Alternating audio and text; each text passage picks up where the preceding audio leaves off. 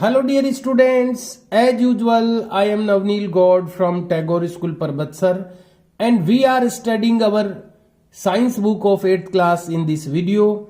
And dear students, as you know we are studying 4th lesson in these days. इन दिनों हम लोग study कर रहे हैं हमारा इस बुक का 4th लेसन जो कि है धातु और अधातु। और अभी तक हम लोग इस लेसन के 2 वीडियोज ऑलरेडी स्टडी कर चुके हैं and today's video is the 3rd video of this lesson. आज का वीडियो इस लेसन से रिलेटेड 3rd वीडियो है and we have to start from here today. आज हम लोगों को स्टार्ट करना है यहां से। अभी तक हम लोगों ने धातु और अधातु के जो भौतिक गुण हैं वो स्टडी किए हैं कि धातु कैसी होती है, चमकीली होती है, कठोर होती है और आघात वर्धनीय होती है। यानी धातुओं के जो भौतिक गुण हैं उनके बारे में अभी तक हम लोगों ने स्टडी की है और अब हम लोग आज स्टडी करने वाले हैं इनके रासायनिक गुणों के बारे में। तो देख पा रहे हैं आप, ये जो टॉपिक है वो आज का यही है, धातुओं और अधातुओं के रासायनिक गुण। सबसे पहला जो गुण हम लोग पढ़ेंगे इनका वो है ऑक्सीजन से अभिक्रिया। तो यहां पर हम ये पढ़ने वाले हैं कि धातुएं ऑक्सीजन से क्रिया करके क्या बनाती है और फिर हम लोग ये भी पढ़ेंगे कि अधातु जो होते हैं वो ऑक्सीजन से क्रिया करके क्या बनाते हैं। तो सबसे पहले हम धातुओं के बारे में स्टडी कर रहे हैं। तो यहां पर मैं आपको दिखाना चाहूंगा कि आप आयरन में जंग लगने की परिघटना से परिचित हैं। जंग लगने की घटना हम सब जानते हैं, लोहे में जंग लग जाता है तो वो भी एक प्रकार की रासायनिक घटना है। लोहे में जो जंग लगने की घटना है वो एक रासायनिक घटना है। लोहा एक धातु है। जंग बनने की अभिक्रिया का स्मरण कीजिए कि जंग कैसे लगता है। अगर आप इस बात को याद करोगे तो आपको कुछ चीजें ध्यान में आएगी। आपने कक्षा 7 में मैग्नीशियम रिबन के वायु में दहन का क्रियाकलाप किया है। मैग्नीशियम के रिबन को जब अपन जलाते हैं तो वो वायु के साथ अभिक्रिया करके मैग्नीशियम ऑक्साइड बनाता है। Mg+O2 equal converted into MgO। आपने पढ़ा है ये मैग्नीशियम ऑक्साइड बनाता है। मैग्नीशियम जब जलता है तो आपने सीखा था कि दोनों प्रक्रमों में ऑक्साइड बनते हैं। यानी धातुएं जब ऑक्सीजन से क्रिया करती है तो ऑक्साइड बनते हैं। आयरन और मैग्नीशियम की ऑक्सीजन के साथ निम्नलिखित अभिक्रियाओं को पूरा करिए। आयरन जिसको हम लोग रासायनिक जिसका नाम है फेरस और इसको Fe से हम डिनोट करते हैं। Fe फेरस यानी आयरन का नाम जो रासायनिक नाम है वो फेरस होता है और उसको Fe लिखते हैं अपन। Fe प्लस ऑक्सीजन को O2 लिखते हैं। तो जब Fe और O2 यानी आयरन यानी धातु, आयरन हम धातुओं की बात कर रहे हैं यहां पर, तो आयरन एक धातु है, लोहा एक धातु है।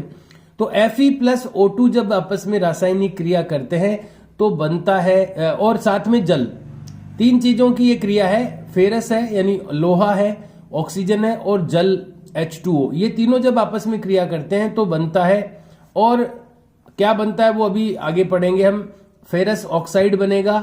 ऐसे ही एक और अभिक्रिया जो है, मैग्नीशियम भी एक धातु होती है तो मैग्नीशियम प्लस ऑक्सीजन ये MgO बनता है। तो दोनों के ऑक्साइड बनते हैं इन अभिक्रियाओं में। इनके बारे में अभी अपन और पढ़ेंगे। क्रियाकलाप एक दिया गया है 4.3। आइए आयरन, ऑक्सीजन और जल की अभिक्रिया के परिणाम स्वरूप बने जंग की प्रकृति की जांच करें कि ये जो जंग लगता है, ये जो लोहे की चीजों पर जंग लगता है, ये क्या है एक्चुअल में, ये किस प्रकृति का है और ये चीज क्या है जो जंग लगती है। लगभग 1 चम्मच जंग को इकट्ठा कीजिए। जंग जो अपन रगड़ेंगे जंग को लोहे पर से तो वो नीचे इकट्ठा हो सकता है, तो उसको 1 चम्मच जंग को इकट्ठा किया और उसे बहुत थोड़े जल में घोलिए। आप पाएंगे कि वह जल में निलंबन के रूप में रहता है, यानी वो घुलता नहीं है, तैरता रहता है।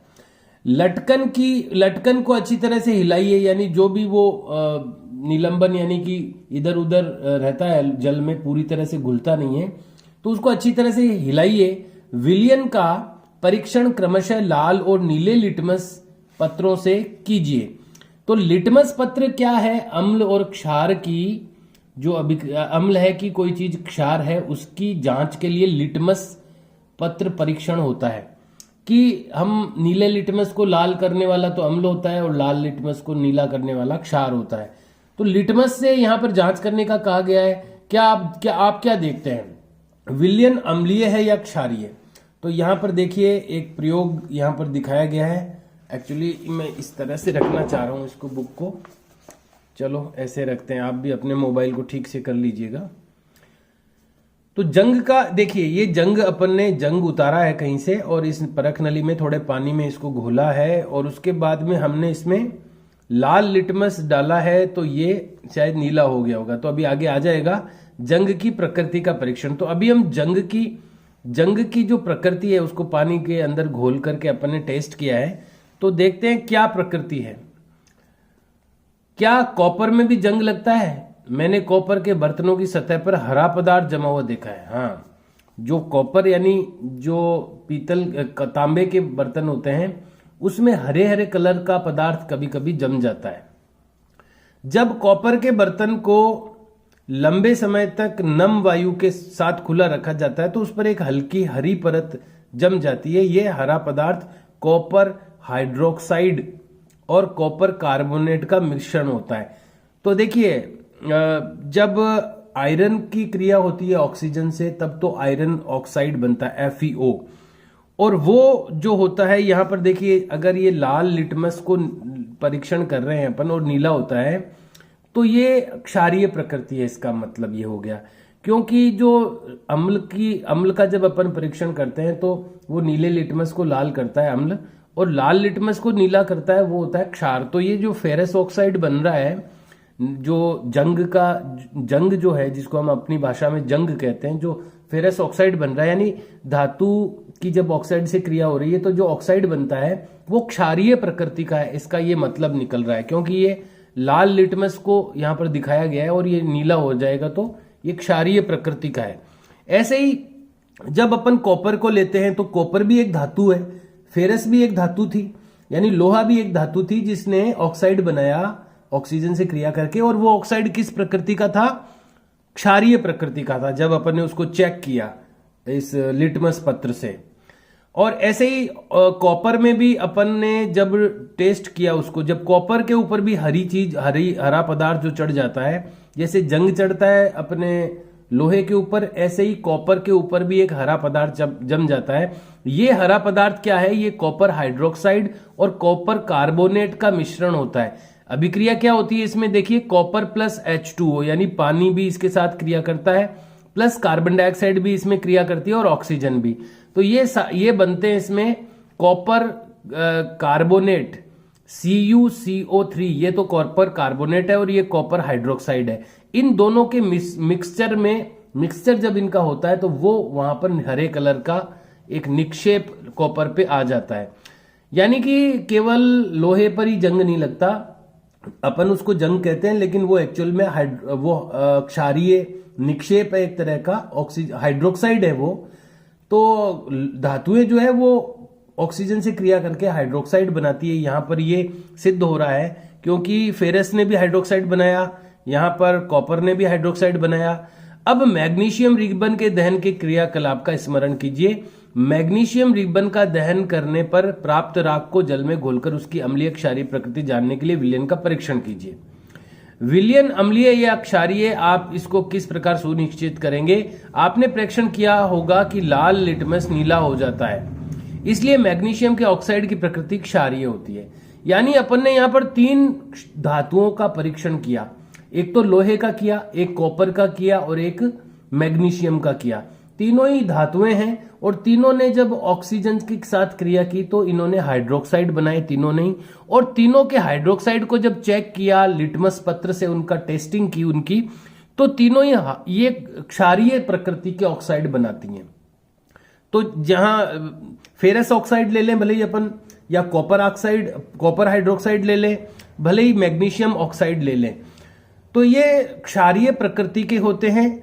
सामान्यतः धात्विक ऑक्साइड क्षारीय प्रकृति के होते हैं। ये एक निष्कर्ष निकलता है, यहां पर ये निष्कर्ष निकलता है कि अभी अपन क्या है रासायनिक गुणों के बारे में पढ़ रहे हैं।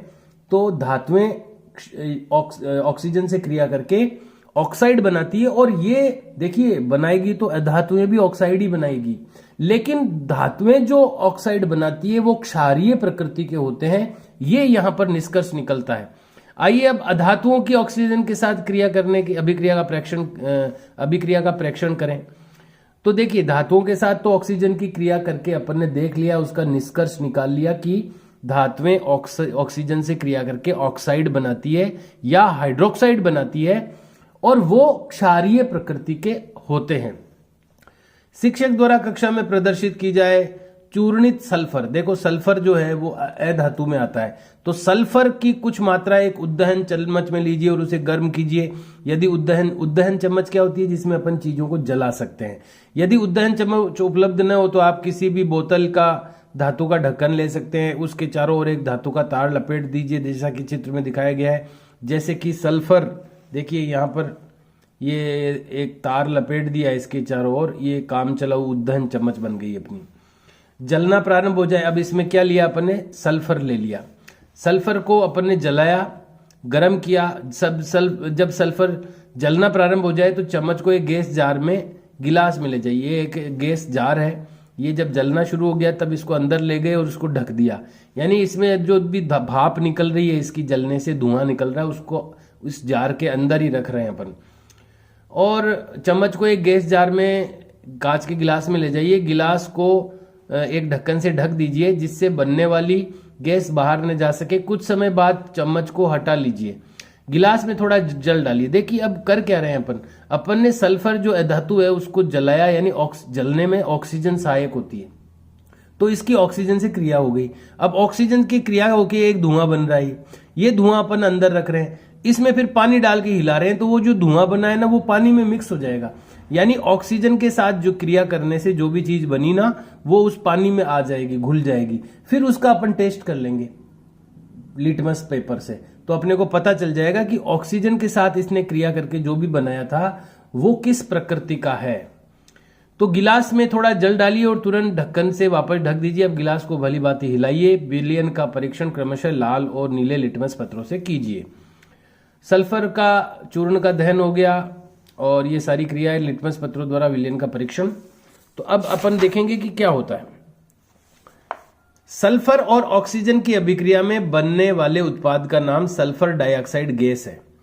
तो ये सल्फर जब जलता है मतलब ऑक्सीजन से जब क्रिया करता है तो सल्फर डाइऑक्साइड गैस बनती है। इसकी गंध बहुत खतरनाक होती है, यानी खराब होती है, बहुत बदबूदार गैस होती है। ये सल्फर डाइऑक्साइड SO2 बनती है।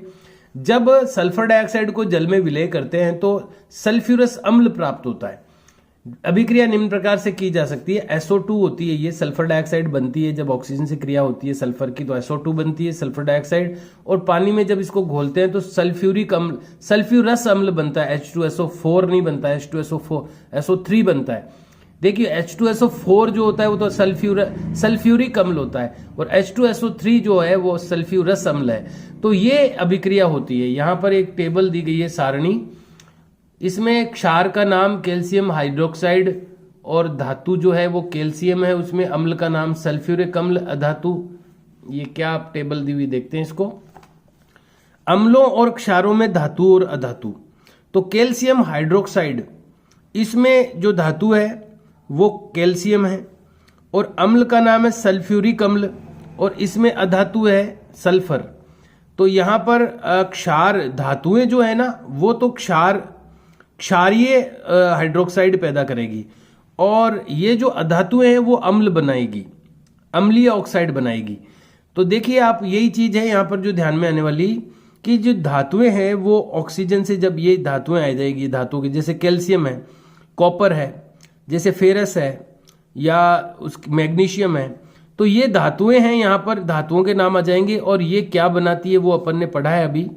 कैल्शियम का अपन ने पढ़ा है, इसका कॉपर का पढ़ा है, फेरस का पढ़ा है और मैग्नीशियम का पढ़ा है, इनका पढ़ा है अपन ने, वो क्या बनाती है।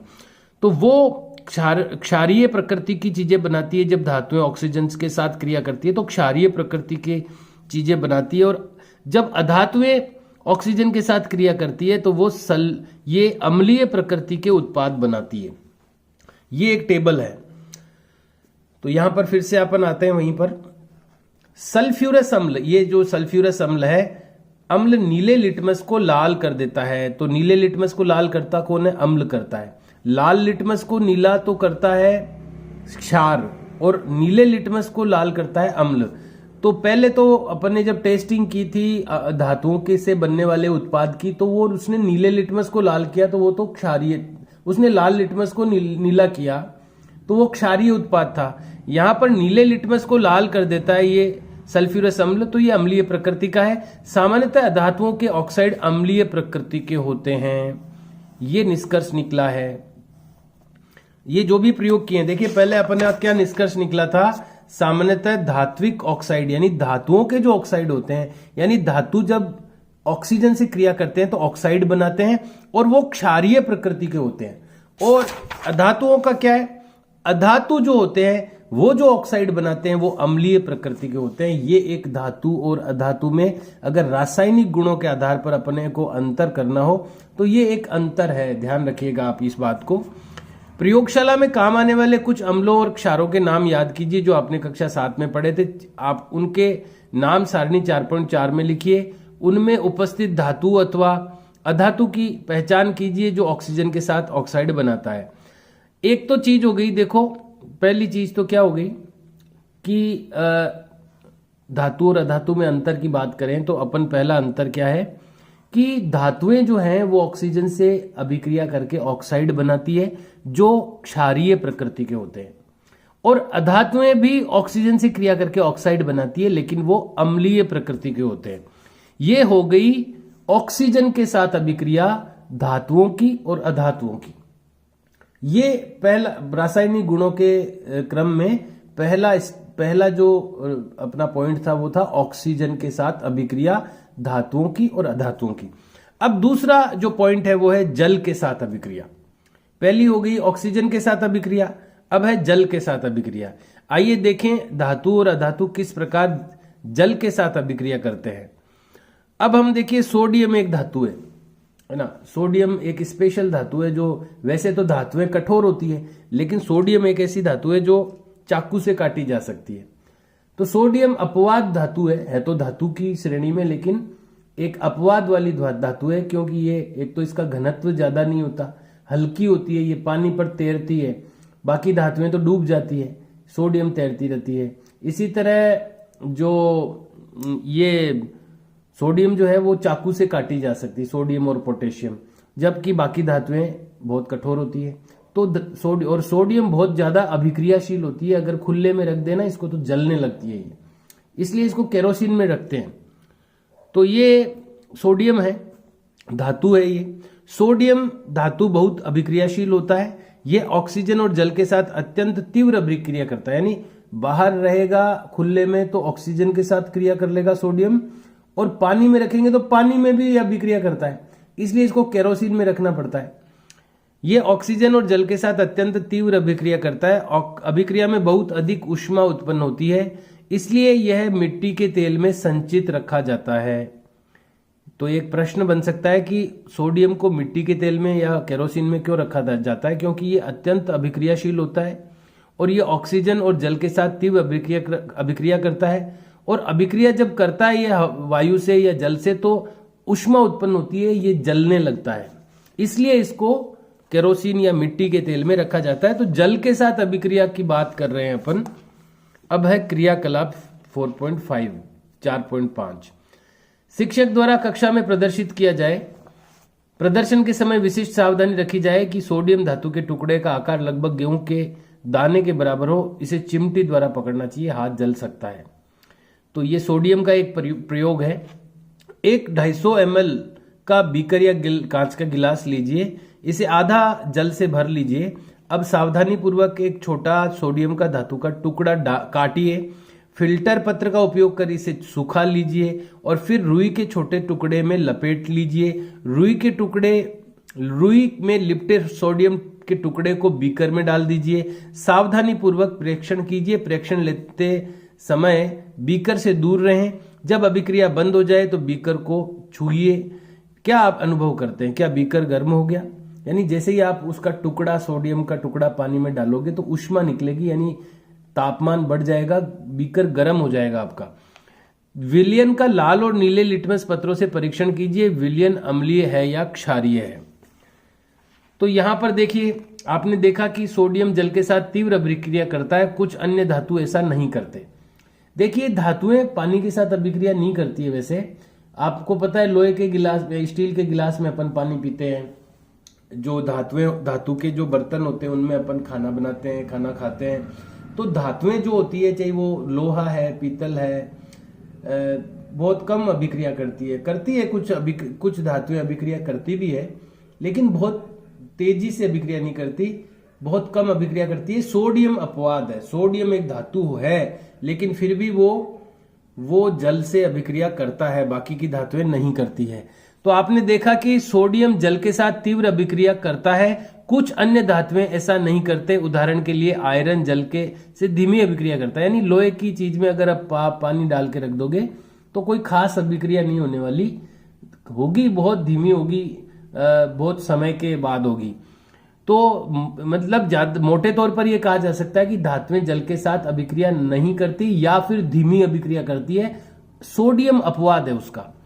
सामान्यतः अधातु जो होते, अब बात करते हैं अधातुओं की। अभी तक हम बात कर रहे थे धातुओं की, यानी धातुएं जो हैं वो जल के साथ अभिक्रिया नहीं करती या धीमी करती है। अब बात करते हैं अधातुओं की। सामान्यतः अधातु जल में अभिक्रिया नहीं करते, यद्यपि ये वायु में बहुत सक्रिय हो सकते हैं। इस प्रकार के अधातुओं को जल में रखा जाता है। उदाहरण के लिए फास्फोरस एक बहुत सक्रिय अधातु है। जब अपन ने सक्रिय धातु की बात की तो सोडियम की बात की, ऐसे ही सक्रिय अधातु की बात करते हैं तो फास्फोरस होता है, जिसको अपन बारूद भी कहते हैं। वायु में खुला रखने पर यह आग पकड़ लेता है। फास्फोरस से वायुमंडलीय ऑक्सीजन का संपर्क न हो, इसलिए इसे जल में रखा जाता है। देखो, जैसे सोडियम को मिट्टी के तेल में रखा है, सोडियम धातु है, ये अति सक्रिय धातु है। ऐसे ही अति सक्रिय जब धातु की बात करते हैं तो फास्फोरस का नाम आता है। जैसे उसको, और जो सोडियम है वो किससे अभिक्रिया कर रहा है? वायु से और जल से, इसलिए उसको मिट्टी के तेल में रख रहे हैं। और फास्फोरस जो है वो वायु से अभिक्रिया करता है, इसलिए इसको पानी में रखते हैं, इसे जल में रखा जाता है। ये जल से अभिक्रिया नहीं करता जो फास्फोरस है। तो यहां पर जो बात ध्यान में आती है, जल के साथ अभिक्रिया की बात अपन करें तो दोनों ही मोस्टली, यानी बड़े तौर पर दोनों ही धातु और अधातु जल के साथ अभिक्रिया नहीं करते। लेकिन कुछ अपवाद है, उनका ध्यान रखना है कि धातुओं में सोडियम अपवाद है, ये पानी के साथ अभिक्रिया कर लेता है और ऊष्मा निकालता है, पानी गर्म हो जाता है और अपने को जला भी सकता है। तो धातुओं में तो अपवाद जो है वो सोडियम है। अधातुओं में अपवाद है फास्फोरस। ये अगर जल की बात करें तो जल से तो कोई भी अधातु अभिक्रिया नहीं करते, एक वायु से जरूर करता है, वो है फास्फोरस, उसकी बात अपने यहां पर की गई है। तो दोनों ही मोस्टली अभिक्रिया नहीं करते। यहां पर अगर अपन जिक्र करना चाहें कुछ खास अपवाद का तो वो सोडियम और फास्फोरस है। धातुओं में अपवाद है सोडियम, अधातुओं में अपवाद है फास्फोरस। ये बात हो गई जल से अभिक्रिया की। अब बात करेंगे अम्लों से अभिक्रिया। अपन रासायनिक गुणों के बारे में पढ़ रहे हैं, भौतिक गुणों के बारे में हम पढ़ चुके हैं, धातु और अधातु के भौतिक गुणों के बारे में बात चल रही है, धातु और अधातु के रासायनिक गुणों के बारे में। तो दो प्रकार के रासायनिक गुण हम पढ़ चुके हैं। एक तो सबसे पहले हमने पढ़ा कि दोनों का जो ऑक्सीजन से अभिक्रिया क्या करते हैं, तो दोनों की ऑक्सीजन से अभिक्रिया हमने पढ़ी। दूसरे नंबर पे हमने पढ़ा कि जल के साथ कैसी अभिक्रिया करते हैं दोनों, धातु और अधातु। अब तीसरे नंबर पर आएगा कि अम्लों से कैसी अभिक्रिया करते हैं। तो ये आज तो हम नहीं पढ़ पाएंगे क्योंकि समय अपना कंप्लीट हो गया है वीडियो का। We have to finish the video. We will read and we will try to understand the things in our next video now. Try to understand the things, चीजों को समझने की कोशिश करें और जो याद रखने की चीजें हैं उनको याद रखने की कोशिश करें। कुछ चीजें याद रखने की होती है, उनको आपको याद रखना चाहिए। और अगर आप अप टू डेट लर्न करते हुए चलेंगे, याद रखते हुए चलेंगे, तो बाद में आपको प्रॉब्लम नहीं होगी। इसलिए आप लोग जितना वर्क अपन करते जा रहे हैं, जितनी चीजें हम पढ़ते जा रहे हैं, उनको याद करते जाएं। Okay dear students, see you and bye.